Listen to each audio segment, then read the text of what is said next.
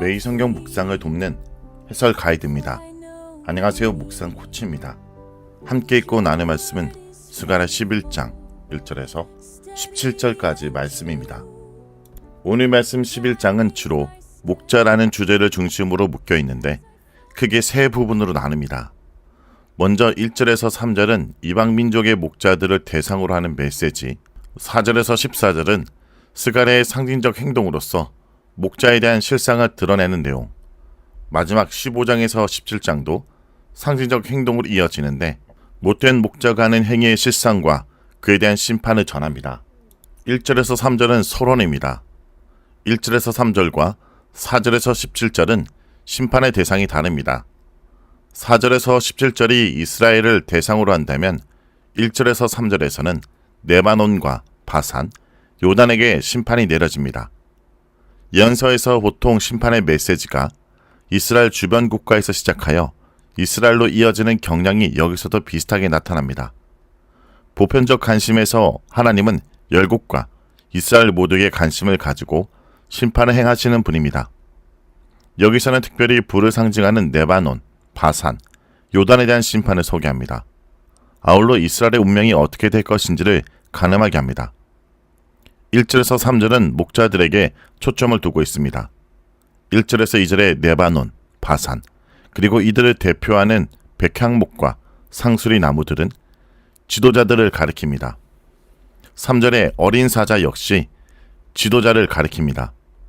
심판은 아름다운 나무들과 무성한 숲을 쓰러뜨림으로써 시행됩니다. 이는 심판의 대상을 지도자에게 국한하지 않고 레바논과 바산의 백성 전체를 아우르고 있음을 의미하는 것입니다. 이런 취지의 말씀은 3절에서도 이루어집니다. 목자들과 어린 사자가 곡하는 소리가 나는 것은 영화로운 것, 요단의 자랑이 쓰러졌기 때문입니다. 요단의 자랑은 강 유역의 숲을 가리키는 것으로 보입니다.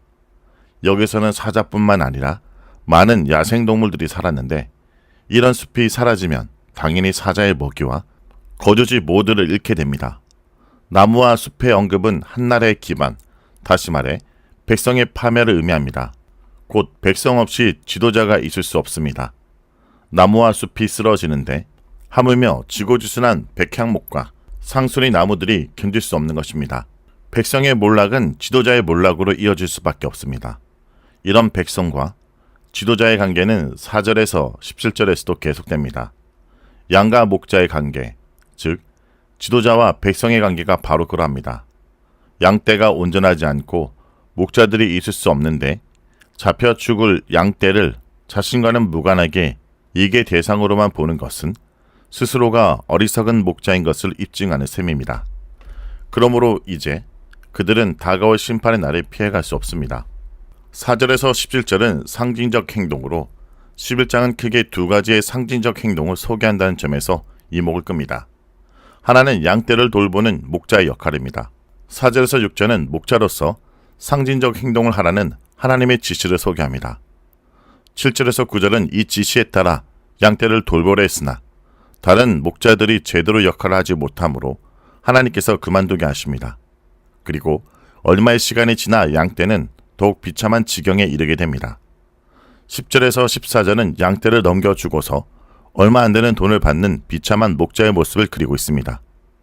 또 다른 상징적 행동은 은총과 연합이라고 새긴 막대기를 취하는 행위로 이는 이스라엘의 사항을 알려주고 있습니다. 이후 10절에서 14절에 다시 막대기와 관련된 상징적 행동이 나올 것입니다. 에스겔은 상징적 행동을 통해 강력한 하나님의 메시지를 전달했습니다. 또 호세아는 자녀 이름을 통해 이스라엘 백성에게 강력한 메시지를 전하였습니다. 이러한 사례 역시 일종의 상징적 행동이라 할 수 있습니다. 마찬가지로 여기서는 목자에 대한 상징적 행동을 통해 하나님의 강력한 메시지를 전달합니다. 4절에 잡혀 죽을 양떼에 대한 언급은 5절에서 그들의 목자들은 그들을 불쌍히 여기지 아니하는도다 라고 지적하고 있는 것을 볼 수 있듯이 목자의 태도와 깊은 관련이 있습니다. 제대로 된 목자가 없는 이스라엘 운명은 잡혀 죽게 될 양떼와 같다는 것을 강력하게 시사합니다. 잡혀 죽을 운명의 양떼를 기르도록 하나님은 명령하고 이 명령대로 스가랴 선지자는 이행합니다. 죽을 운명을 알면서도 먹이를 먹이는 선지자의 심정을 생각해 볼 수 있습니다. 하나님의 선지자의 이런 상징적 행동을 통해 이스라엘에게 보다 강력한 자신의 메시지를 전달하십니다. 7절에서 9절은 스가랴가 하나님의 말씀대로 이행하는 모습을 그리고 있습니다. 목자를 제거하는 일과 은총과 연합의 막대기 둘을 취하는 것은 상징적 행동에 포함됩니다. 8절에 한 달 동안이라는 기간과 새 목자의 정체는 분명하지 않습니다. 다만 목자로서의 직무를 감당하지 못한 목자는 제거된다는 점은 분명합니다. 9절에서는 스가랴 선지자의 상징적 행동이 절정에 이릅니다. 선지자는 양떼를 먹이던 것을 중단할 뿐 아니라 이제는 내버려 둔다고 합니다. 이는 목자들이 제대로 역할을 하지 않은 것 때문에 생길 양떼의 비극적 운명을 보여줍니다. 목자 자신의 비참한 최후는 물론 언급할 필요도 없습니다. 10절에서 14절은 은총과 연합에 대한 상징적 행동입니다. 은총과 연합이라 불리는 막대기는 이미 7절에서 9절에 등장했습니다. 그러나 여기서는 이 막대기를 꺾는 상징적 행동을 통해 언약의 불순종에 대한 경고 메시지를 매우 심각하게 전합니다. 은총의 막대기는 이스라엘이 어떻게 하나님께 복을 받았는지를 상징합니다. 그러나 은총의 막대기가 잘렸다는 것은 곧 언약이 끊어졌다는 것을 의미합니다. 물론 이 상징적 행동이 아브라함의 언약 자체를 폐지하는 것은 아닙니다. 언약 백성이 하나님 앞에 돌아오며 반응하기를 촉구하는 통렬한 경고의 메시지입니다. 12절에서 13절엔 선지자가 목자로 일하면서 그 대가를 요구하는 장면입니다. 선지자는 지금 양떼, 곧 불쌍한 백성과 불의한 목자들의 모습을 상징적으로 보여주고 있습니다. 양떼를 불쌍히 여기지 않는 목자들은 양떼를 선지자에게 넘겨주면서도 품삯을 제대로 주려 하지 않았습니다. 선지자가 품삯을 받은 은 30에 대해서는 해석이 분분합니다. 이 액수를 크지 않은 돈으로 이해한다면 당연히 선지자가 제대로 대우받지 못한 것이라 볼 수 있습니다. 14절은 선지자가 연합이라는 두 번째 막대기를 꺾었다고 말합니다. 이는 언약 백성으로서 연합을 이루어야 하는데 그들이 끝내 이루지 못했음을 지적합니다. 15절에서 17절은 목자에 대한 심판입니다. 목자와 막대기, 은 30에 관한 상징에 이어서 또 다른 상징적 행동이 소개됩니다. 15절은 어리석은 목자의 행위들을 묵과하지 않고 회복시킬 것을 암시하고 있습니다. 16절은 또 다른 목자를 세우겠다고 하시는데 이 한 목자는 목자로서 하지 말아야 할 행동만 합니다. 보라, 내가 한 목자를 이 땅에 일으키리니 그가 없어진 자를 마음에 두지 아니하고 흩어진 자를 찾지 아니하며 상한 자를 고치지 아니하며 강건한 자를 먹이지 아니하고 오히려 살찐 자의 고기를 먹으며 또 굽을 찢으리라. 물론 바로 이어지는 17절에서 이런 목자에 대한 심판이 예고되고 하나님의 최종적 의도가 드러납니다. 어리석은 목자, 못된 목자에 대한 심판을 통해 하나님은 궁극적으로 이스라엘의 구원을 이루실 것입니다. 여기서 칼은 여호와의 심판하시는 칼을 가리킵니다. 팔은 힘의 근원을 상징하고 눈은 영적, 정신적 판단력을 의미합니다. 마르다라는 것은 심판의 메시지에 빈번하게 등장하는 전형적인 용어 가운데 하나입니다. 하나님께서 물을 마르게 하심으로 땅이 황폐해집니다. 또한 열왕기상 13장 4절에서는 사람에 대한 심판으로 손이 마르게 되는 경우가 소개됩니다. 하나님은 못된 목자를 가만히 두지 않으십니다. 쓸모없고 무능한 목자가 사용하는 기구를 빼앗으라십니다. 그들은 잃은 양을 돌보지 않았습니다. 양들이 흩어져도 찾지 않았습니다. 사한 자는 고치지 않고 강건한 자는 먹이지 않았습니다. 참 목자 스가랴를 거절한 양들은 거짓 목자들에 의해서 죽는 자는 죽는 대로, 망하는 자는 망하는 대로, 나머지는 서로 살을 먹으며 살도록 두실 것입니다. 하지만 마지막에 여호와의 칼이 못된 목자의 팔과 눈에 임할 것입니다. 목자는 그 팔로 양들을 보살피고 치유하고 먹이고 지켜야 했습니다. 눈으로는 열심히 양들을 살피고 찾아 했습니다. 그렇지 않으므로 팔과 눈은 제거하는 것이 마땅한 것입니다. 성도 여러분, 오늘 말씀은 우리에게 선택을 요구합니다. 은 30에 팔린 참된 목자신 예수님을 우리의 목자로 모실 것인가? 아니면 결국 우리를 파멸로 이끌 어리석은 목자를 따를 것인가?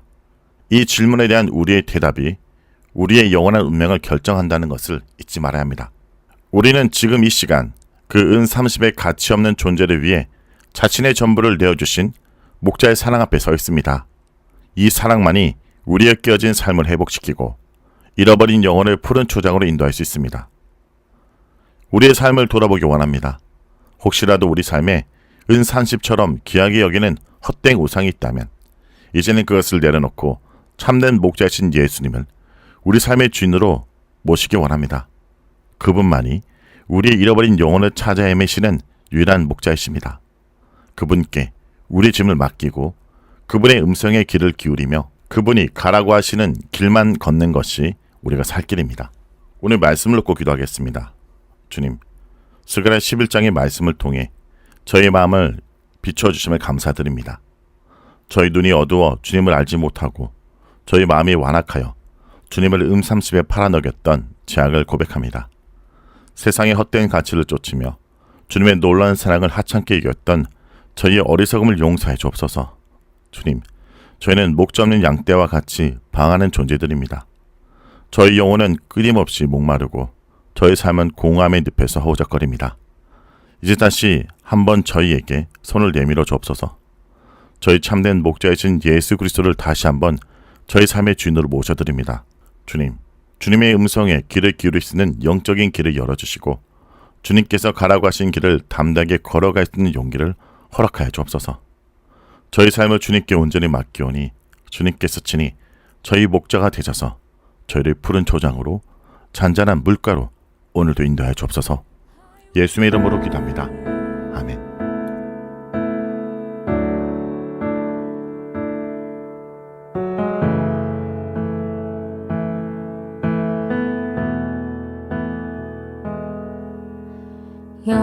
영원토록 내 안에 계시는 나의 주 나의 하나님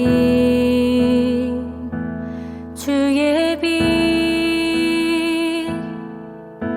내 어둠만 밝히사 주의 뜻을 도록 이끄시네. 내 연약함 돌보시는 그는 나의 왕 나의 하나님. 갈 길 몰라